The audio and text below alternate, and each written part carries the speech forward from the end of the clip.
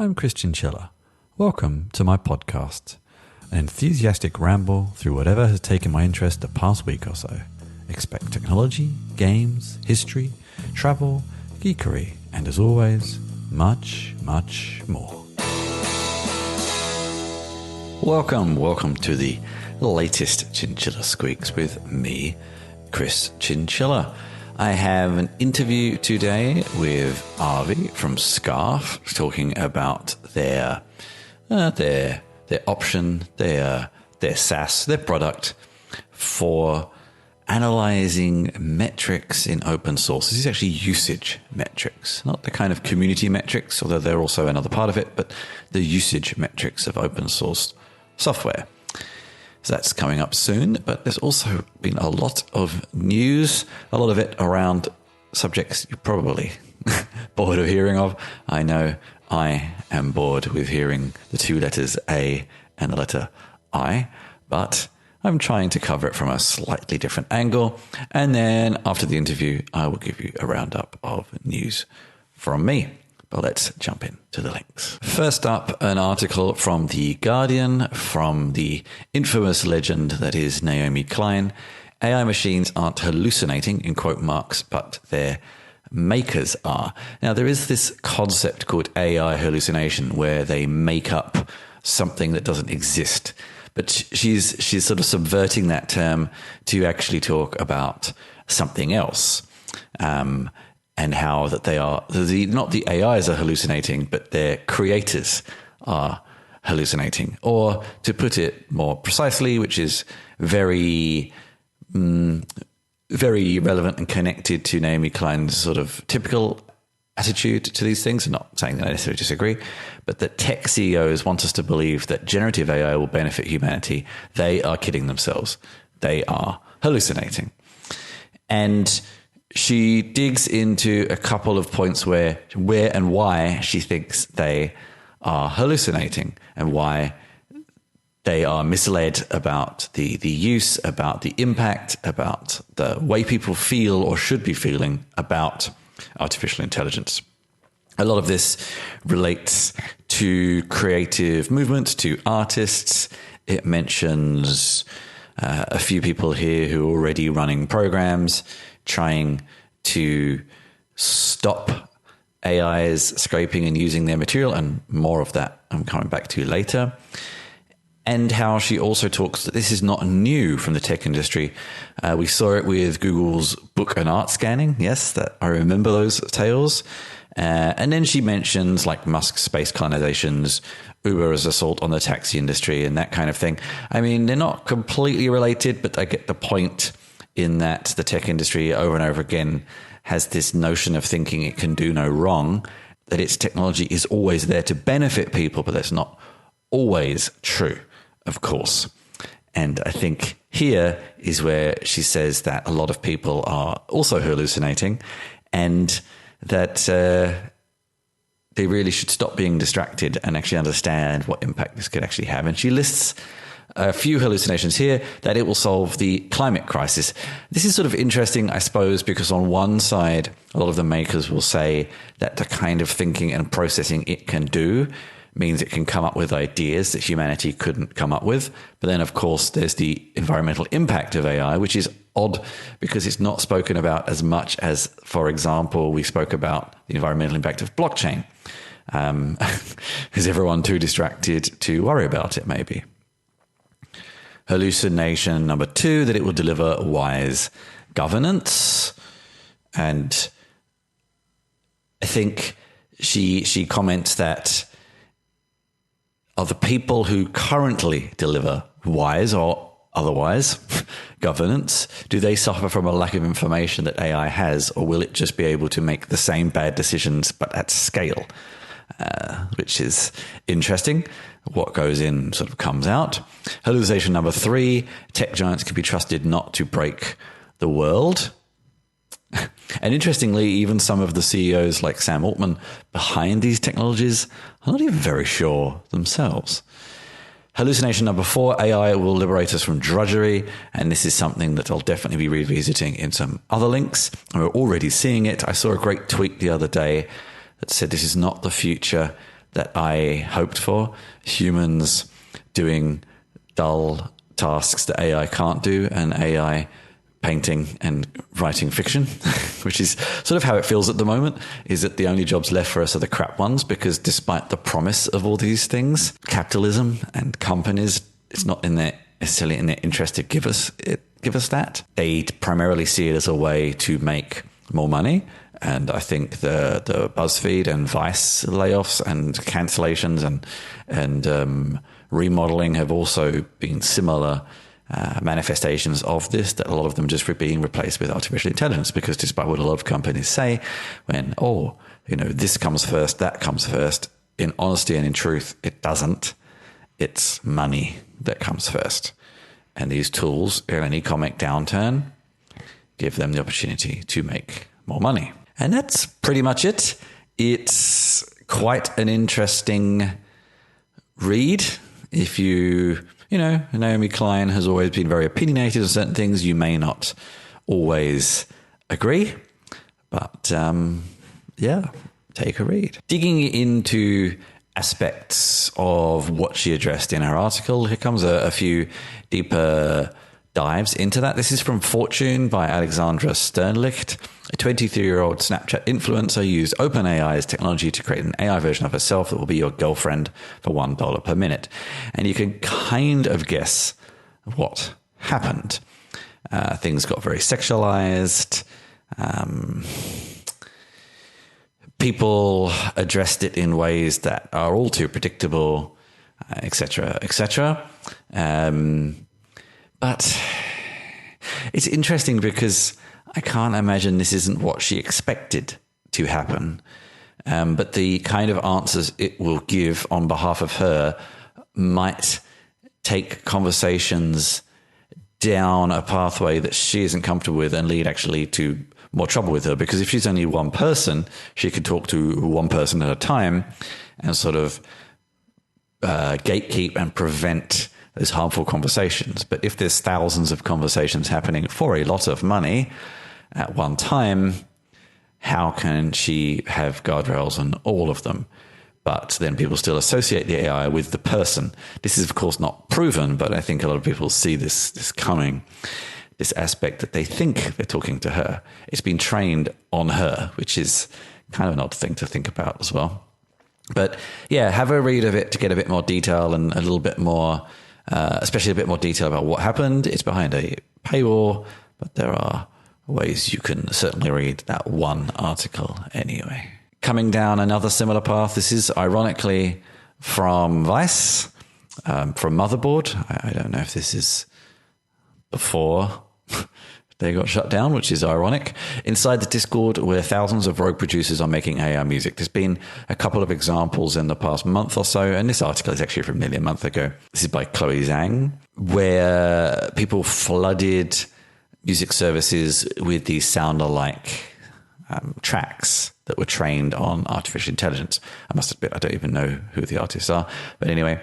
And the creators on the Discord claim them as fair use, as kind of satire and things like that. And it's interesting to hear that because, we had sampling before. We've also had court cases around music that sounds derivative of other music. There's just been one between Ed Sheeran and Marvin Gaye's estate. And so the music industry is notoriously litigious around copyright and ownership of tracks.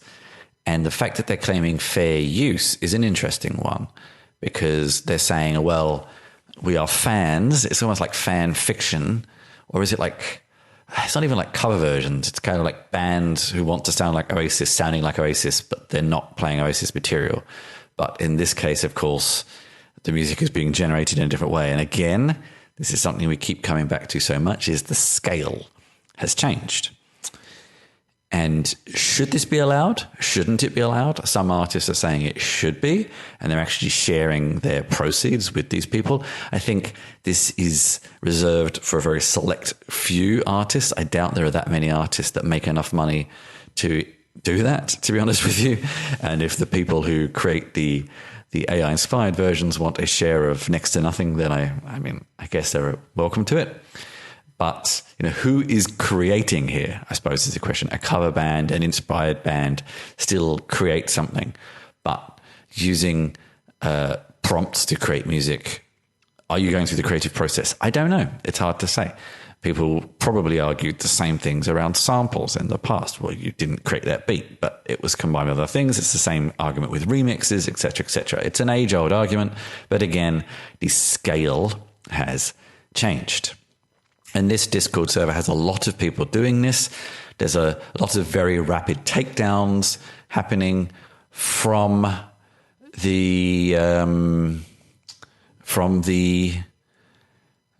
services they've uploaded them to, and it's a bit of a cat and mouse game where people are playing catch up with the takedowns, and who knows where this will lead to next. And the music industry has traditionally been very powerful, but do they have the strength to go up against the arguably these days better funded tech companies? Next is an article on Atlantic by Annie Lowry. Brings back the inevitable conversation around universal basic income. And the headline is, before AI takes over, make plans to give everyone money. The US, probably not just the US to be fair, needs policies now to support workers made redundant by artificial intelligence. And it's strange because a lot of experiments and tests with universal basic income have sort of moved along. They're kind of, well, not failures, but we're not as successful as people hoped. But now this is almost what we were discussing around universal basic income, that machines will be more and more efficient, and there'll be more time for humans to do things. And this feeds into previous conversations around, but is that what's really going to happen? And maybe something like universal basic income is a protector against that, but I also worry that will the governments make enough tax from these new industry models to afford it? This is another conversation as well.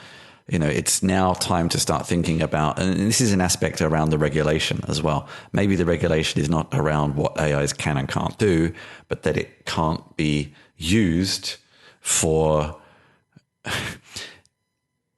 it can't be used to just rip people off. I don't know if that makes sense, but this aspect that, it's in the government's own interest and industry in general's own interest to not make everybody paupers, because then there's no money to buy this crap that the companies are making more efficiently. So, but will industries recognize that? So, yeah, it's a complicated discussion, and I feel like it's all moving too quickly for the governments to keep up.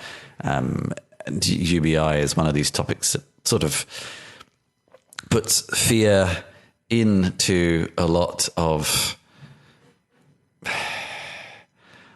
government's hearts. It's a discussion that people often don't want to have.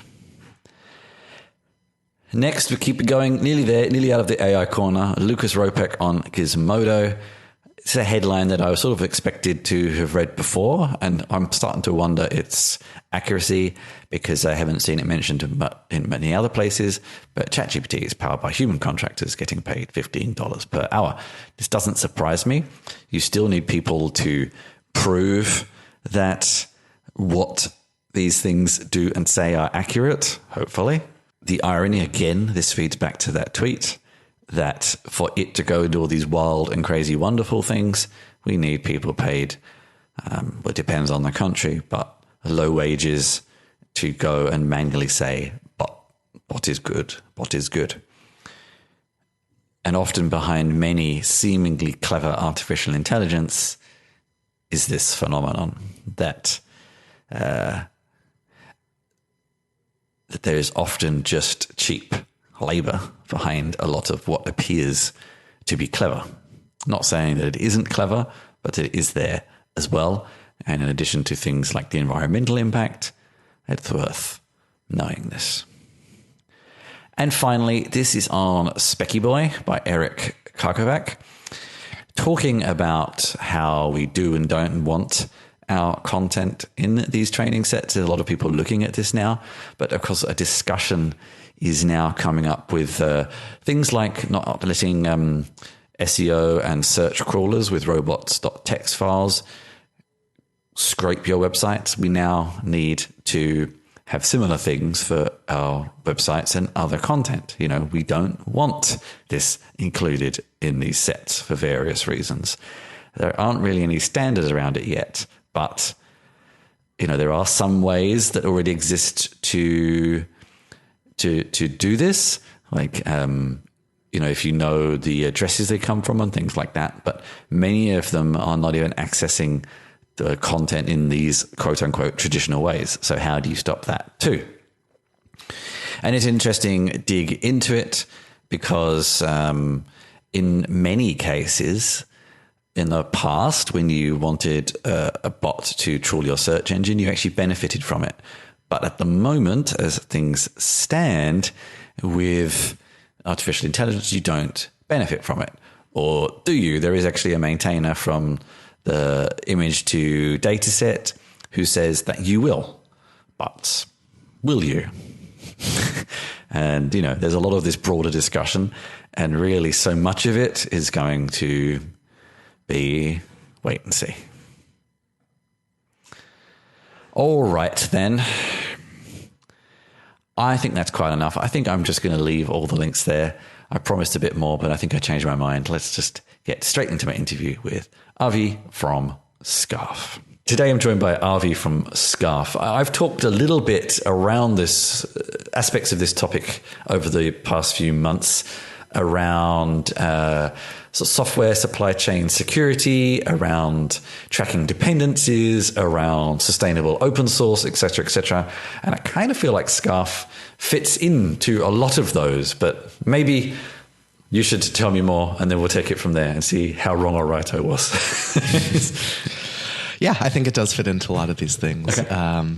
So yeah, Scarf's a platform for download and adoption metrics for open source. It's also a platform for user and customer intelligence for open source. And so, it's a platform that can be used in a lot of different ways, but ultimately what we do is we help open source projects get a better understanding of how their software is being used. That's for, you know, whether that's for commercial applications, just for maintaining your software more effectively. That kind of data has a lot of different use cases.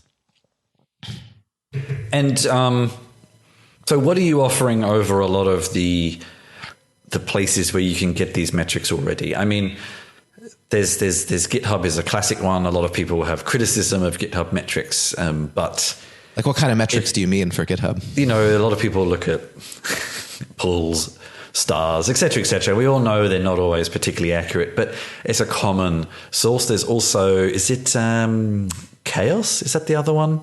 I think, the Chaos project. I don't know it any massive detail, but it's another one of these common tools that people look at for open source usage. So where does Scarf fit into that landscape?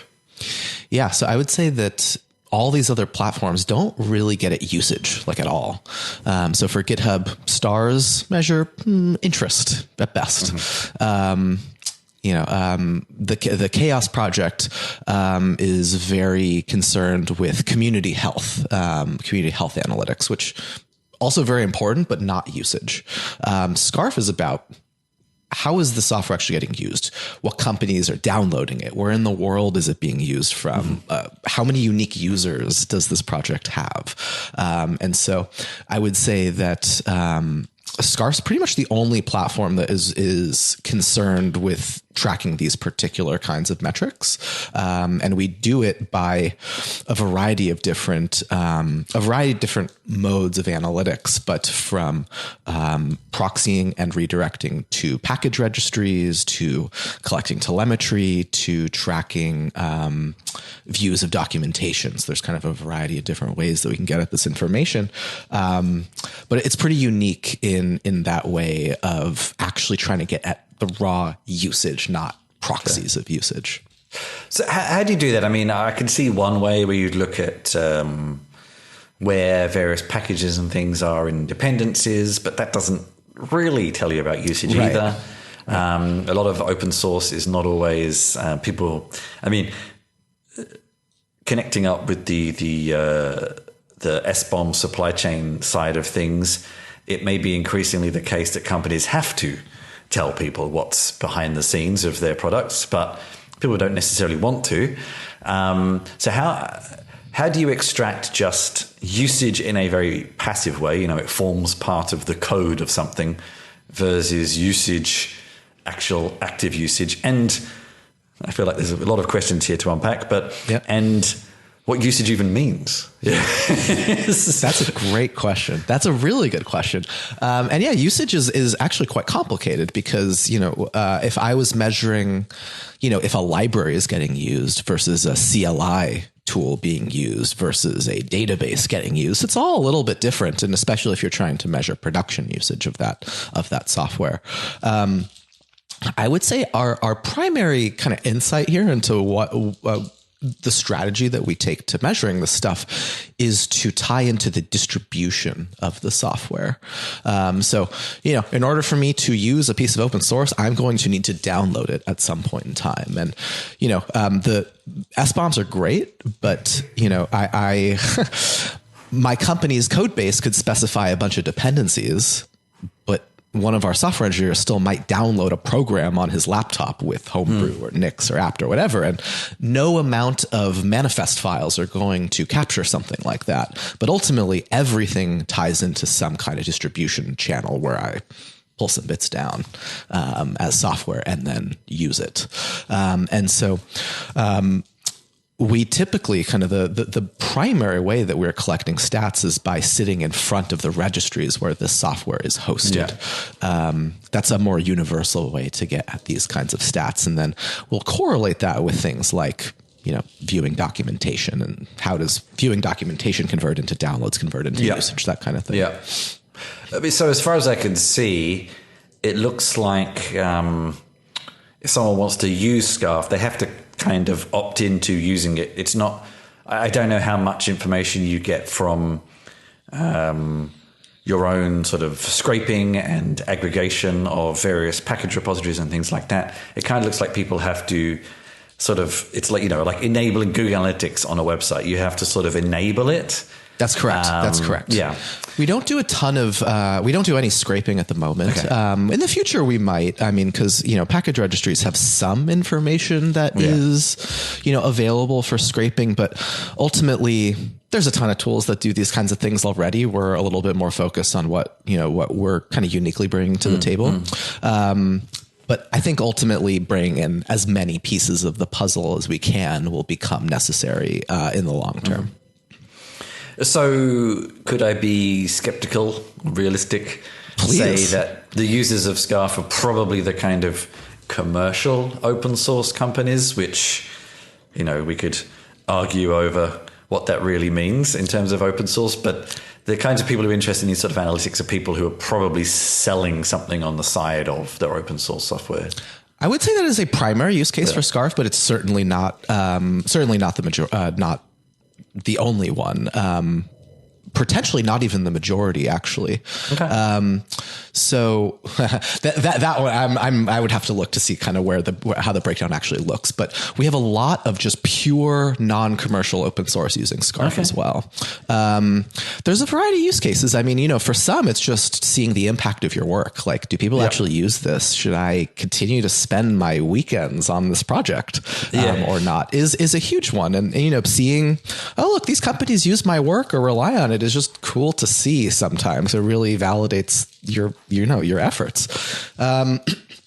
We also work with nonprofits that want to, that maybe they apply for grants and they want to show the government organizations that rely on their work, and that helps them, get in more funding for their nonprofit.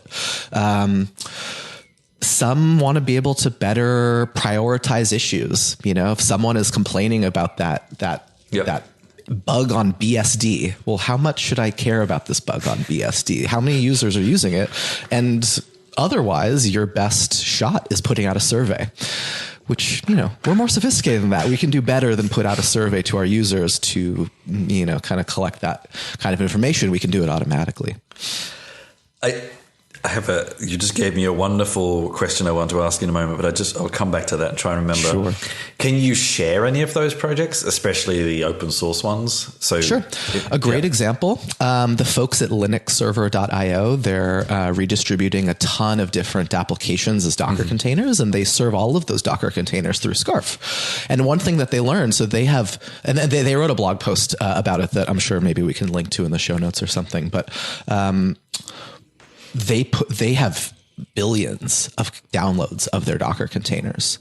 And one of the things that they learned was quite a few of those downloads are coming from the same 2 IP addresses. And so, if you use like a Docker Hub or a GitHub container registry or these kinds of things, you just see billions and you say, wow, that's amazing.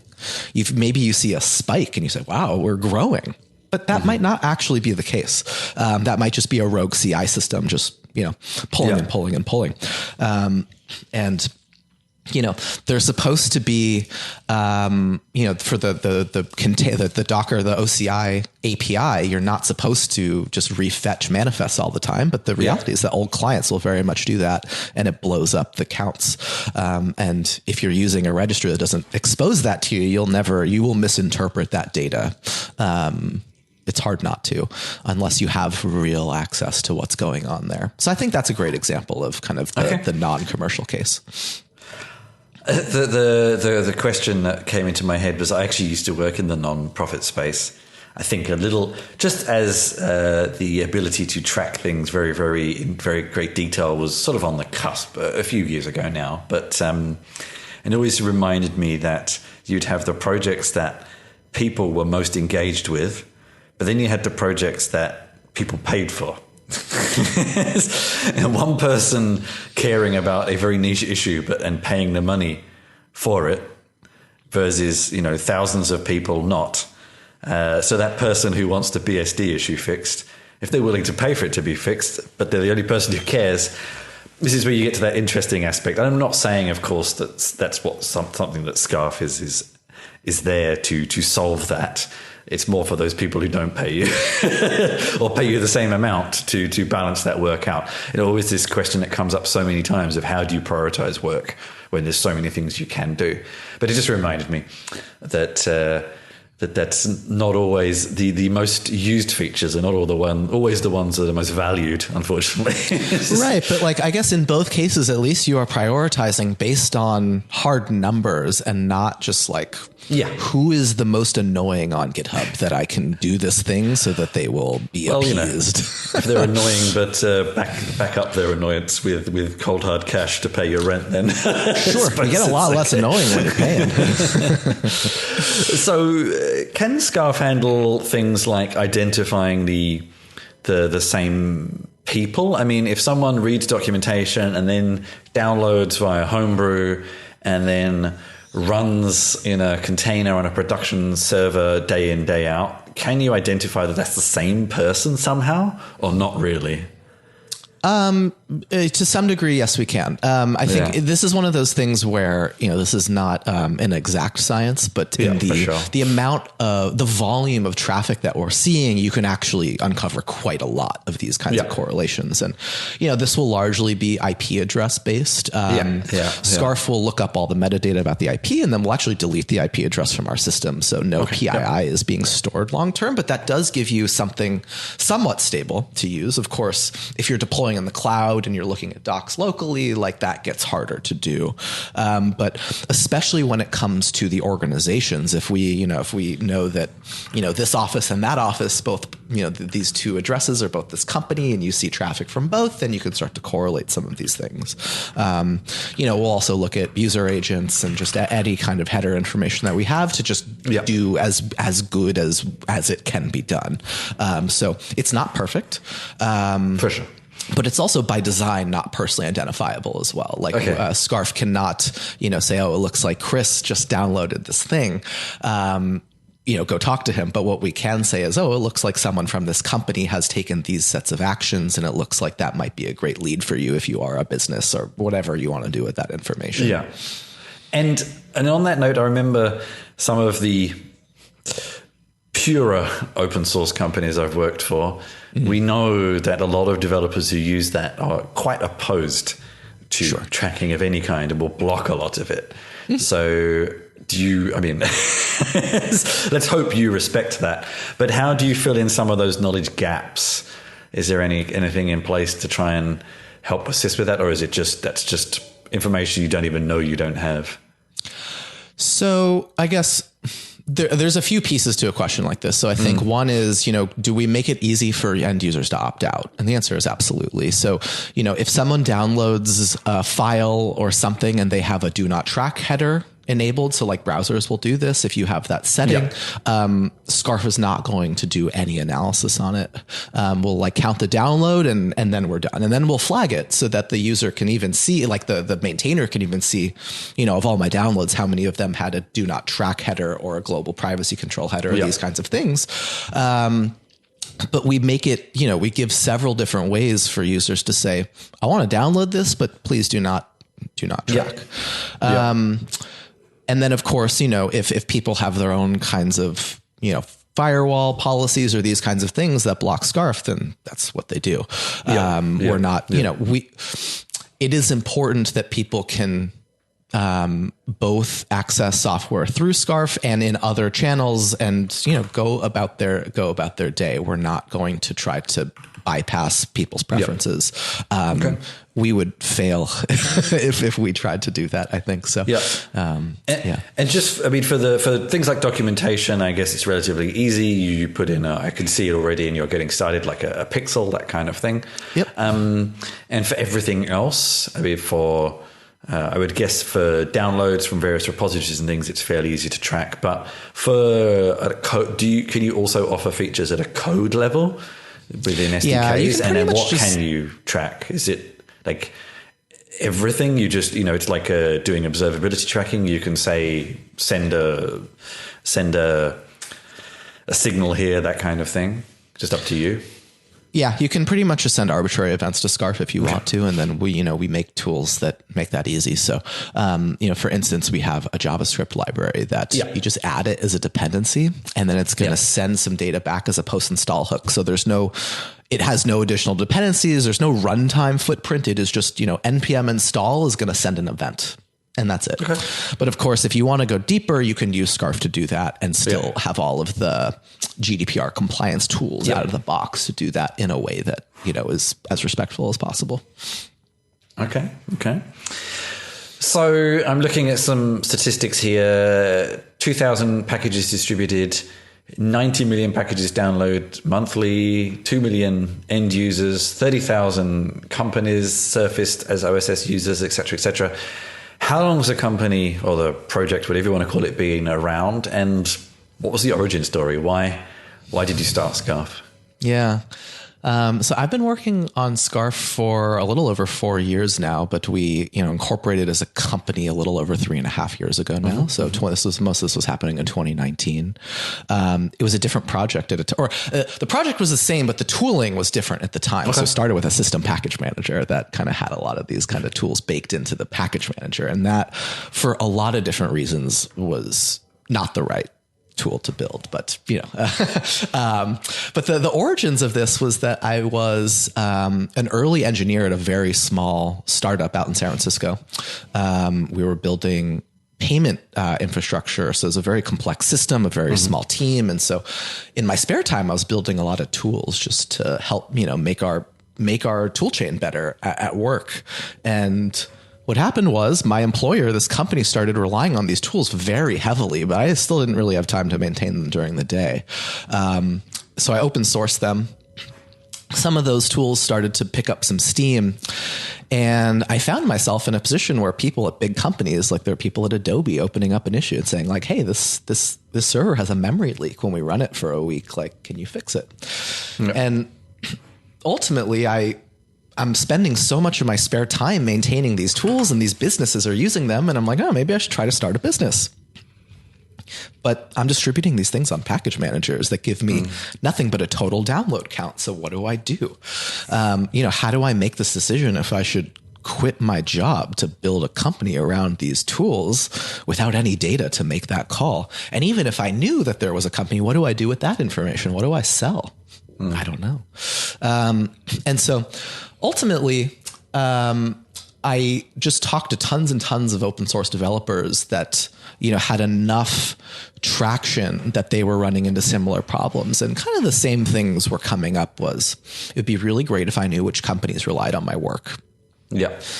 That alone, I think, was kind of the really core piece of the problem to solve there. And I ended up writing a blog post about my efforts to commercialize my tools and failing to do so. And it really resonated with enough people that I knew that there was kind of something here, that like maintainers want better information about how their tools are used. The ways that they distribute their software are not amenable to that, or not willing to provide that data despite collecting it themselves.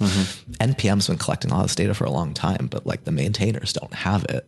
And so over time, my philosophies around this have developed in such a way that, look, this data, it is not a question of should or should not this data be collected. The question is, this data exists, who should have it? The maintainers, if anyone, should have it. And so that's basically our mission, is to help provide that data to maintainers, help them do their work in a more data-driven fashion, in a more sustainable fashion, in a more effective fashion. And so since then, we've built a team, raised some money, have a business forming around this. And so far, the response has been great. Based on the information that customers or users have gathered, what was something that surprised them the most about what people were doing with their software? That's a good question. I think, one thing is just how misleading the numbers that the traditional package registries are giving today. So kind of that example I alluded to earlier of like, we had an extra 1 million downloads today. Oops, that came from one person. Bummer. That's quite that we see a lot more than people would hope, is things like that. I think, the other thing is just, just in general, I think people are not aware of how much impact their work actually has. That a lot of big companies that don't publicly use a lot of open source actually use a ton of open source. Just that open source has been a lot more pervasive than we would otherwise think, because it's, to a lot of people, it's just plumbing. You're downloading some software. You will never tell the creators of that software about it. You're just kind of silently doing it. And so I think for a lot of people that we work with, they are surprised to see that the impact of their work is a lot more than they thought, because their community might be not so loud or not so active, but a lot of people are actually using it every day. So that I think is one of the more like rewarding things too, of just helping people see that their work is meaningful and impactful and helps people. Okay. Actually, just out of interest, you say open source users inside companies, but how do you know that a person is inside a company? Let's ask that question first. How are you, if it's something you can or want to share, how do you know that someone using a package is inside a company? Based on the IP address that we see from the downloads, from the documentation views, et cetera. And so, if we see someone on a corporate IP address download a software package and then look at the docs every day for a week, and then occasionally download upgrades when new releases are cut and continue to look at docs, and then, take these kinds of actions, you can kind of build that up over time. But how is that being disturbed by like the work from home trend? That's a great question.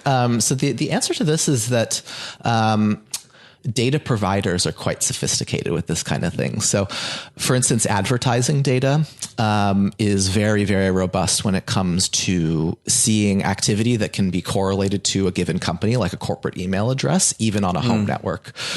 So we have data partners that we work with that can help us basically go from IP address to company in the most effective manner.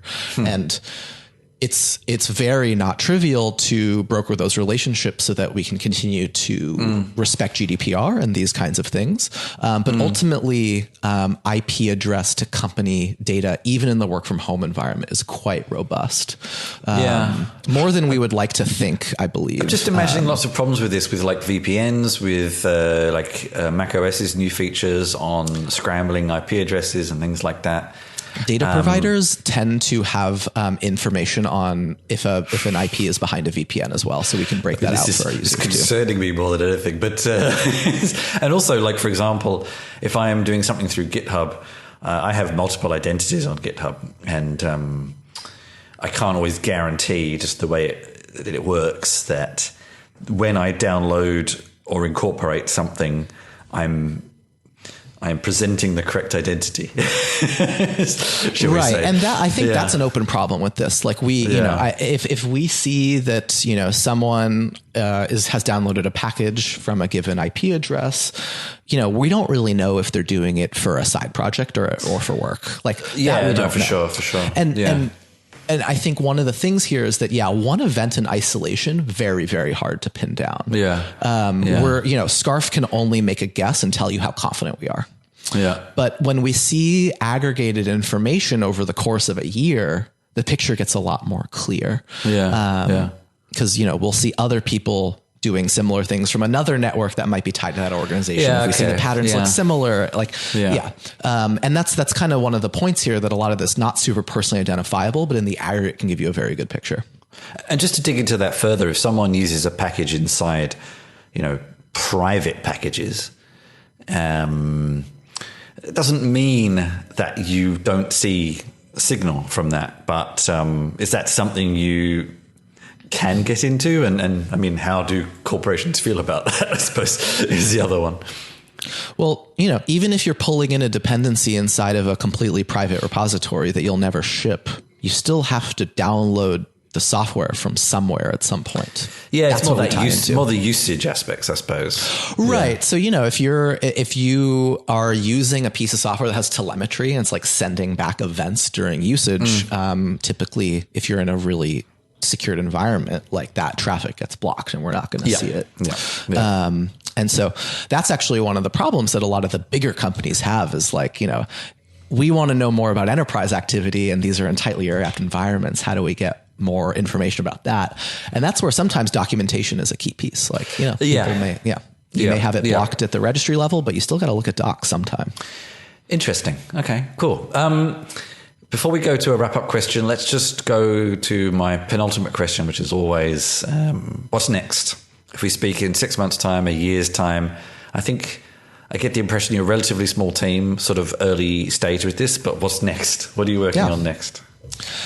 So I think next is we're really just trying to continue our expansion within the open source ecosystem. So, we recently officially partnered with the Apache Software Foundation, for instance, to supply services to foundation projects. And we'll continue to work with more open source software foundations, work with bigger and bigger companies that are commercializing open source. We'll expand into other languages more and more, have better native tooling for Java and PHP and Ruby and all these things. So more of the same, just doing more of the same and being better and better at it. I think Java is going to open you up to a lot of corporates. Yeah. We can already do an okay job of Java, but we need some better ergonomics around our tools there. And just finally, because a lot of people who listen to my show they might be working for companies, but they're probably interested in trying things first. You do have quite a generous free tier, especially for small open source projects. Most of the features I see you get on the free tier, apart from less data retention, but a year, which I think is still pretty generous, and 2 users, which, to be honest with you, for a lot of maintainers on open source projects, not necessarily contributors, but maintainers, is probably enough as well. That's the goal. Yeah. And no lead generation, but I think a lot of open source projects don't really care about that so much anyway. So right. Our goal is to charge for the features that companies care about and to, keep everything usable for open source generally. Yeah. That's the goal. Cool. Well, I think I will try this out on a couple of open source projects I help contribute to. I'd be interested to see how they work, because some of them are Visual Studio Code extensions, and I'm wondering how that dynamic will work. We'll see. But yeah, so it's scarf.sh. What is there any kind of meaning behind that name, Scarf? So the original package manager, it installed all the binaries inside of like a wrapper, which was using to phone home. And so it was kind of the wrapping I was playing on, and then I wanted to be easy to type from the command line. And so the wrapping paper would be a bit lengthy, I suppose. Yeah. Right. So Scarf kind of checked all the boxes in that way, and it kind of had a nice ring to it. Cool. Then, Avi, thank you very much for your time. Thanks so much for having me. Good to be here. That was my interview with Avi from Scarf. All right, quite a few bits of content from me. First, over on Medium, I have something wrapping up my tech writing setup that people have been asking for some time, listing mostly VS Code extensions I use, plus a few other things here and there outside of that I also use to prepare, to plan, to export and format the work I do. So have a look at that if that interests you. I then also have my very rapid coverage of Google I/O 2023 on the subject of AI everywhere. If I hadn't mentioned it already, I also have a post around KubeCon along with the podcast. So if you want to read it instead, you can, if you probably heard the podcast already. On video, a few random things here, a little bit some different formats from normal. I was at Superbooth, which is a big kind of electronic music and music electronics event here in Berlin, and I did a little sort of 2-minute video with a track of mine on there. And on that, I am actually starting to upload new music, but I will let you know about that next time. It's actually out on the internet, but I want to do a few more tweaks before I start announcing it to people. But the Superbooth video is there with one of those. I had a kind of different version of my learning live streams with some of the team from Fermion, looking at their take on WebAssembly. And it was supposed to be live, but we had some technical issues, so we actually just recorded it, and then I edited it ever so slightly to make it live. So that was interesting to actually have me going through their product, but with someone from the team helping me out and someone to talk to and get context as I went. I also had a bunch of Adobe related content last week. I looked at Adobe Firefly, which is their in testing generative AI tool.